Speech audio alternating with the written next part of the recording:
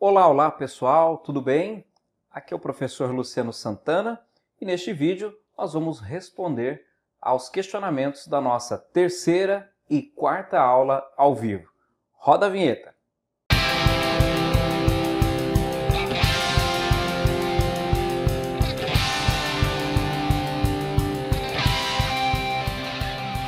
Pessoal, vamos iniciar então as respostas aos questionamentos feitos ao longo da nossa terceira e quarta aula ao vivo. Começamos pela pergunta do Marcel Pereira Vasques, do Polo de São Vicente, e ele faz a seguinte pergunta. Professor, eu sempre disse na empresa a qual eu trabalho, para minha equipe de manutenção, que em qualquer lugar ou em qualquer esquina formamos um grupo, mas que equipe poucos conseguiriam.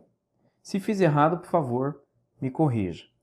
Não vou te corrigir porque você está certo. É muito mais comum termos a presença de grupos, assim como nós estudamos. Os grupos eles se formam, na maioria das vezes, de forma até espontânea. Já as equipes são constituídas com trabalho, esforço e de forma intencional. Então, sua colocação está correta. Kelly Martins Almeida, do Polo de Curitiba. Professor, qual a diferença entre os grupos de afinidade, que são os formais, e os grupos de interesse, informais? Bom, na verdade aqui os grupos de afinidade, na perspectiva dos grupos formais, eles são aqueles grupos constituídos dentro de um mesmo ambiente de trabalho, de um mesmo setor de trabalho. E as pessoas, devido à sua alocação dentro daquele setor, porque a estrutura formal define, então elas criam afinidades. Já os grupos de interesse, eles não respeitam a hierarquia, eles não respeitam a estrutura, né? Então, num grupo de interesse, por exemplo, podem ter pessoas de diferentes áreas, de diferentes níveis hierárquicos. Tá? Essa é a maior diferença. O Jefferson Carlos, de Foz do Iguaçu, faz a pergunta. Professor, qual o papel da liderança para a formação do grupo? É algo natural? Olha, a liderança exerce um papel muito importante na formação de grupos e desenvolvimento de equipes. E até tem um ditado que nós sempre comentamos que uma equipe ou um grupo é reflexo do líder que tem. Então, a comunicação do líder, o comportamento desse líder, a forma como ele interage, a forma como ele cria um sentido de propósito, impacta diretamente na forma como as pessoas também se comprometem e realizam os trabalhos, certo? Então, temos aí um papel muito importante da liderança. Aí tenho duas perguntas aqui que são em conjunto. Eu vou juntá-las e responder de forma unificada. O Luiz Eduardo Rodrigues Pereira, de Itapipoca, e a Aline Aparecida Travaglia da Silva, de São João de Meriti. A pergunta do Luiz. Professor, grupo grande demais está propenso a dar errado? E a pergunta da Aline. Professor, e quando você lidera um grupo grande, qual seria a dica? Então, juntando as duas perguntas, os grupos grandes ou pequenos, sempre haverá um risco aí de poder dar certo ou não. Então, não depende muito tanto do tamanho do grupo. Tá? É claro que nós temos na literatura que diz que grupos acima de 12 já ficam mais complicados no sentido de começa a se criar subgrupos dentro do grande grupo. Logo, a pergunta então da Aline, né, como liderar um grupo grande é identificar líderes dentro desses grupos para que é inevitável, vai se criar subgrupos. Então, já que eu sei que vai ser criados subgrupos, então que eu articule isso, tenho pessoas referência dentro desse grande grupo que vai articular a comunicação, vai articular pessoas que estejam do seu lado, vamos dizer assim, para ajudar na condução do processo grande do grupo, certo? Essa é a estratégia mais comum que a gente utiliza, né?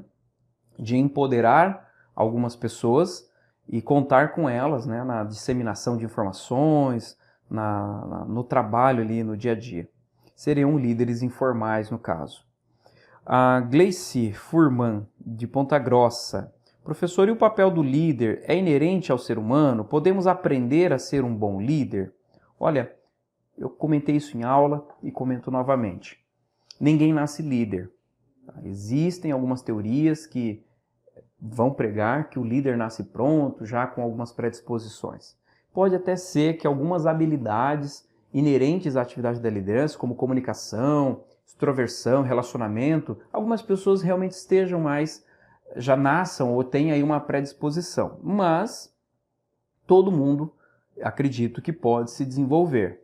Eu acredito no ser humano, eu acredito no desenvolvimento do ser humano. Então, as pessoas podem aprender por meio de técnicas, por meio de cursos, por meio de formações. As pessoas podem sim aprender a comandar, aprender a ser líderes. É claro que tem aí um fator psicológico, tem aí um fator de personalidade que vai favorecer mais ou menos no avanço desse desenvolvimento. Então, algumas pessoas vão realmente aprender mais rápido, outras pessoas vão aprender um pouco mais devagar nessa questão da liderança.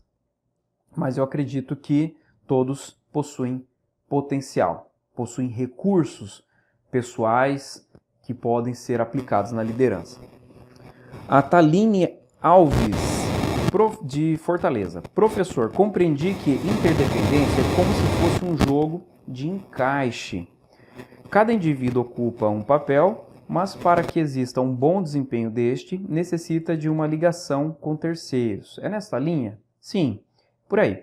E até durante a aula eu usei esse tipo de movimento, né, que é a conexão entre as partes.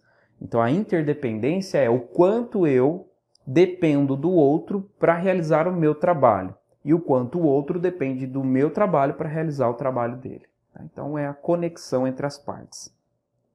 E nem sempre isso está claro para as pessoas, né?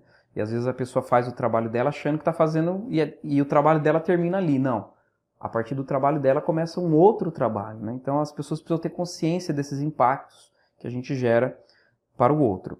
Gustavo Zanota Camargo, de Arco Verde.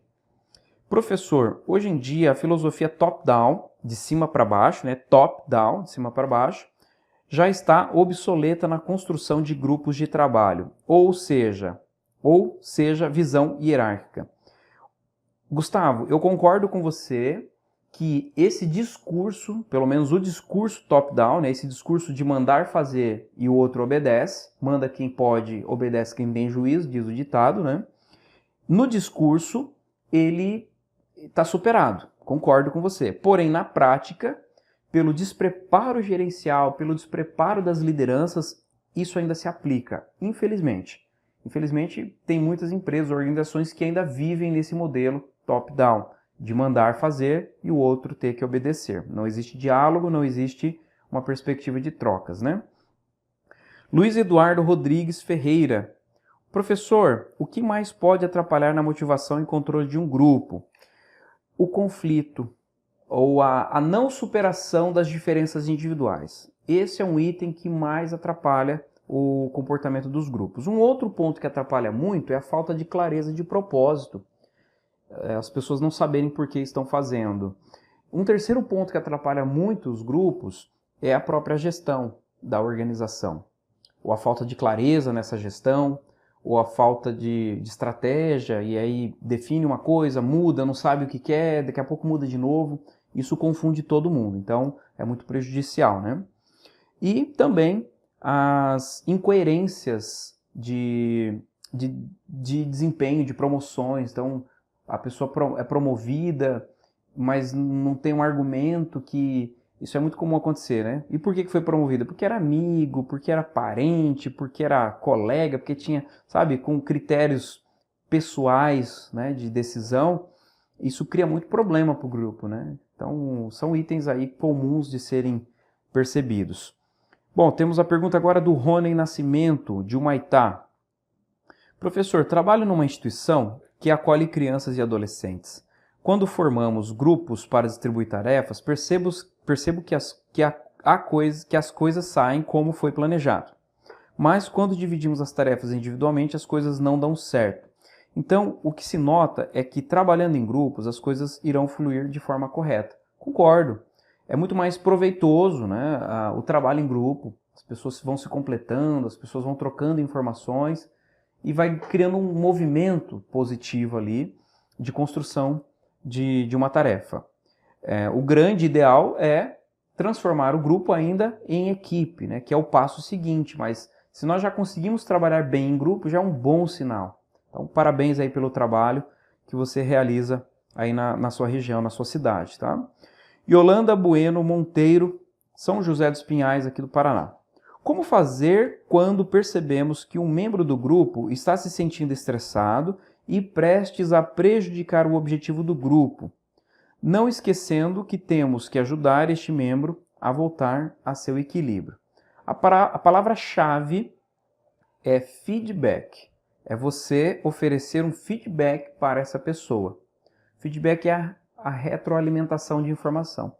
É você falar com essa pessoa de forma a provocá-la a pensar sobre o que está acontecendo com ela. Porque às vezes ela está estressada e ela não está percebendo isso. Já está descontando nas outras... E normalmente isso acontece. A pessoa ela não se reconhece o momento, né? Ela não se enxerga ali como estressada. Para ela está bem. Só que ela não está. Então nós temos que muitas vezes provocar ou parar, conversar com essa pessoa, descrever algumas situações que aconteceram para ela conseguir enxergar o que realmente está ocorrendo ali. Franciele Karen de Andrade, de Ibirité, Minas Gerais, se eu não me engano aqui. Então a escolha ideal do grupo heterogêneo ou homogêneo depende da situação, se é fácil ou complexa de ser resolvida? Sim, vai depender de algumas variáveis. Uma delas é a complexidade ou da situação. Tá? Então, grupos homogêneos para tarefas mais simples, para decisões mais rápidas. Grupos heterogêneos para trabalhos que exijam criatividade, geralmente mais complexos, que exigem aí uma construção. Naturalmente, leva-se mais tempo para isso. Tá? Voltando aqui a uma nova questão do Rony, de Humaitá. Professor, o conflito é uma coisa normal em grupos? Sim, falamos sobre isso nas nossas aulas. Conflito é algo normal, sempre vai existir. Então, o problema não é o conflito em si, mas é a maneira como nós olhamos e nos posicionamos frente ao conflito. Se nós desapegarmos um pouco dos nossos interesses, daquilo que eu acho que é certo, né, que eu considero errado, e olhar em essência o outro, tentar buscar ali, entender o outro, tenho certeza que a gente evita conflito e a gente começa a lidar melhor com situações de conflito, buscando a solução ao invés de apenas se posicionar de quem está certo ou errado. Luiz Eduardo Rodrigues Ferreira de Tapipoca. Professor, qual é a pior atitude a ser tomada em um conflito?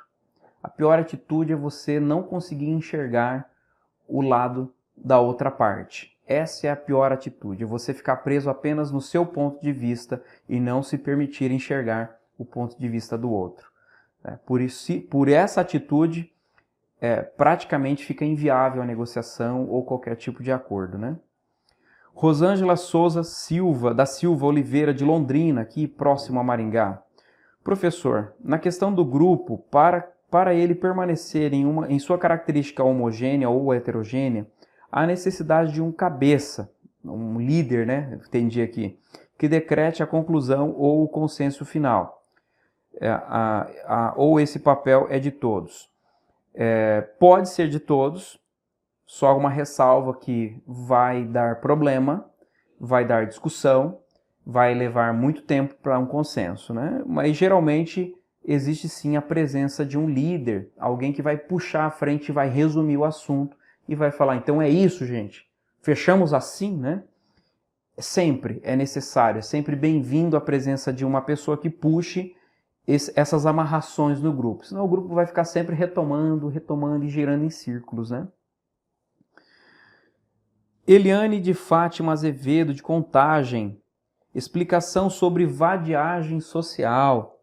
A vadiagem social, pessoal, é um termo um termo diferente, né, do nosso cotidiano, mas é aquele tipo de pessoa que não cumpre a sua parte, que talvez deixe de executar e fica escondido, né, por trás de algum artifício, né, para tentar justificar. Eu sempre brinco com essa situação que é tipicamente as pessoas falam que é o morcego, que é aquele que mata trabalho, aquele que, né, que foge do trabalho e assim por diante. Aí eu sempre brinco que nós temos o funcionário moita. Me permitam aqui fazer essa brincadeira, tá, gente? O que é o funcionário moita? É aquele que vive escondido. É aquele que na hora que você chama para a tarefa ele nunca pode, nunca tem disponibilidade. E aí quando vive na moita, vive escondido. Mas quando surge um resultado, quando há uma comemoração, quando há uma conquista, né, de algo, ele é um dos primeiros que vem para comemorar, para sair na foto, né, para se apresentar. Então, infelizmente, isso é muito comum. E aí é um papel da liderança identificar quem são esses que têm essa conduta de vadiagem social, né? De não cumprir aquilo que foi acordado, vamos dizer assim. Tá bom? Fechamos assim então, pessoal, as perguntas da nossa terceira aula. E agora eu já emendo aqui com as questões da nossa quarta aula ao vivo. Bom, Hermínio Jorge Rodrigues de Sinop, da minha amiga Marise, gestora do Polo de Sinop. Professor, em uma empresa, qual é a melhor? Grupo ou equipe? Hermínio, não existe o que é melhor ou pior. Haverão situações em que o grupo resolve, o grupo vai dar conta. Mas haverão situações também em que você vai precisar de uma equipe forte, uma equipe que esteja plenamente fechada naquele propósito, né? Só o grupo não vai resolver. Então vai depender muito da empresa, da tarefa, do que está acontecendo ali para a gente conseguir definir, olha, é grupo ou equipe, né? Maria Vitória dos Santos, de Rio de Janeiro, Tijuca. Professor, interessante essa matéria. Também acho, viu, Maria? Psicologia pura, uma maneira de lidar com o ser humano, a convivência em grupo, o desenvolvimento das relações no trabalho. Então aqui é mais um comentário e eu concordo plenamente. Sou suspeito de falar sobre essa disciplina que eu amo e sou apaixonado e gosto muito desse assunto, porque cada vez que eu estudo para ministrar eu aprendo, cada vez que eu me dedico numa leitura eu aprendo também, eu me desenvolvo também. Então, e nada mais rico do que isso, né? Enquanto você está buscando ensinar, aprendendo junto. Então, para mim é sensacional e eu sempre brinco que não é trabalho, né? Para mim é uma satisfação realmente poder conduzir esse conteúdo. Elicleia Verônica, Pereira da Silva, aqui do Polo de Maringá. Professor, acho que uma equipe, por exemplo, quando temos uma campanha de doação de roupas de inverno, são divididas em equipes e todos lutam em prol de alcançar o objetivo. É isso mesmo? Perfeito, perfeito, né? Eu acho que um exemplo de equipe aqui no nosso dia a dia seria esse. Você monta uma equipe e o propósito é arrecadar a maior quantidade de agasalhos para uma campanha de inverno, por exemplo, né? Então todos que vão para essa ação sabem qual é o propósito. Então vão se empenhar da melhor forma possível, vão se doar assim, da melhor maneira possível para que esse objetivo seja alcançado, porque é comum. E aí você pode até criar uma situação de competitividade, dividindo em células ou subgrupos dentro dessa equipe, né, dividindo em times, e criar um ambiente ali mais competitivo de estimular para ver quem vai arrecadar mais. Então, o objetivo ainda fica ainda mais potencializado, né? Então, olha, quem arrecadar mais vai ganhar um certificado, uma placa, um prêmio, alguma coisa assim, e todos focados no mesmo objetivo, né? Só que aí entre eles uma certa competição positiva, né? Não é uma competição de ganhar, porque no final todos vão ganhar, e principalmente quem receberá as doações. X-Lane, acho que é assim, tá? Machado Gomes, de São João de Meriti. Professor, os grupos são o começo da construção de uma equipe? Perfeito, é isso mesmo. Tá? Toda equipe é um grupo que evoluiu, é um grupo que amadureceu, que aprendeu a superar as diferenças. Nem todo grupo é uma equipe, mas toda equipe é um grupo que evoluiu, tá bom? Perfeita colocação. Jailson Gadeia Pereira, de Ariquemes. Professor, dentro de uma equipe, é necessariamente onde nascem futuros líderes? Talvez não, viu, Jailson? Porque os líderes, eles podem ser aprendidos também num contexto de grupos, né? Eles podem ser despontados, essa habilidade pode ser desenvolvida em outros contextos, não só no ambiente de equipes. Claro que no ambiente de equipe, as pessoas que participam de um ambiente de equipe, elas aprendem a se comunicar também, aprendem a liderar, a ser liderados, existe a troca, né? Então, talvez favoreça um pouco mais, mas não necessariamente só no ambiente de equipe. Mauriceia Marcarini, de Piúma. Piúma, eu estive nessa cidade, eu e o nosso consultor comercial Homero, nós começamos em Vitória, atravessamos todo o estado, chegamos até Minas Gerais e visitamos a cidade de Piúma, fazendo a visita a algumas instalações para a implantação do polo aí na cidade. Foi uma alegria estar aí na cidade de vocês e passar por uma região tão linda que é a região de vocês, uma região com praias, com paisagens bonitas. Uma pena que foi tão corrido, não pude nem visitar direito, mas tem a memória dessa região maravilhosa. Então a pergunta da Mauriceia. Professor, podemos então, quando estamos iniciando um trabalho com mais pessoas no início, chamar de grupo e só depois, quando houver mais maturidade, chamar de equipe? Perfeito. O resumo é esse. Então, todo grupo ele vai ter um start, tem aquelas fases, né, de início, desentendimento, de alinhamento, de desempenho, né, que a gente estudou. E a partir do momento que esse grupo começa a se entender, que as pessoas começam a amadurecer, começam a enxergar as diferenças, os potenciais de cada um, aí sim vai evoluindo para o sentido de equipe. Tá? Taline Alves Lavor, de Fortaleza. Professor, grupos, se for informal, não tempo estipulado para acabar, não tendo tempo estipulado para acabar, pois pode se tornar um grupo de amigos por terem afinidades? Já a equipe pode sim, pode ser desfeita, ou estou correta? Olha, Taline, funciona da seguinte maneira, pelo que eu entendi aqui na questão, tá? Os grupos, eles podem ser permanentes, por exemplo, um grupo de trabalho dentro de um setor, de uma organização.